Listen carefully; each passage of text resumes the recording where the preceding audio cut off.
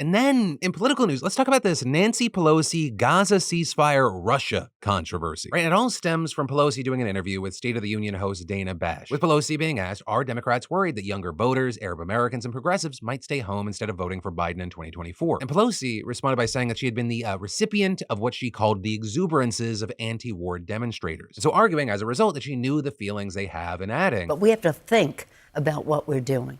And what we have to do is try to stop the suffering in Gaza. This is women and children, people who don't have a place to go. So let's address that.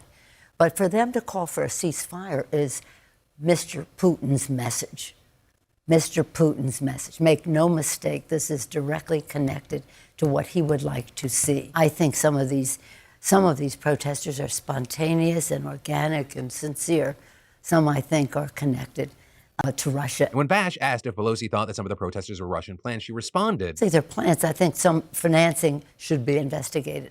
And I want to ask the FBI to investigate that. Now, to be totally clear, right now there is absolutely zero evidence of what she's saying. Right, it is true. Russia has called for a ceasefire, but so have a ton of other countries. In fact, the U.S. is increasingly alone there, with there being 153 countries voting for a ceasefire at the UN back in December. So we're talking nearly 3 in every 4 members supported the ceasefire. In fact, only 10 nations voted against it, including the U.S. and Israel, and 23 abstained. And even that vote came in response to the fact that the U.S. had vetoed a nearly identical resolution days before. And so unsurprisingly, given the whole situation, Pelosi has gotten a ton of backlash for her comments. People arguing she's trying to undermine and delegitimize widespread calls to end the bloodshed. Some saying she's effectively calling for the criminalization of protesters. And that, including the executive director of the Council on American Islamic Relations, who described her claims as delusional and adding that her call for the FBI to investigate those protesters without any evidence is downright authoritarian. And so for me personally, I'm left just wondering why Nancy Pelosi would say what she said in one of the dumbest and most insane ways possible. Right? Because without a doubt, Russia is an election meddler. As we've seen in past elections, they want Americans divided. They want Americans at each other's throats for chaos to prevail. In short, looking at the 2024 election,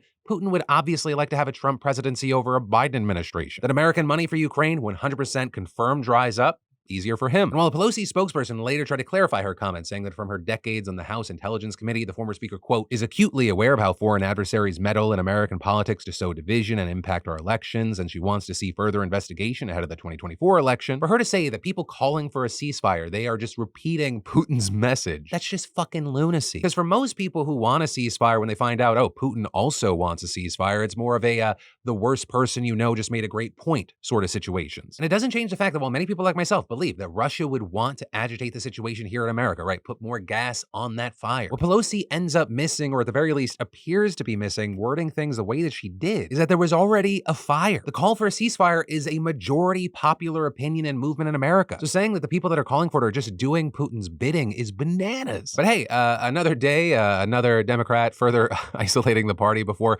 one of the biggest elections of our lifetime. Cool.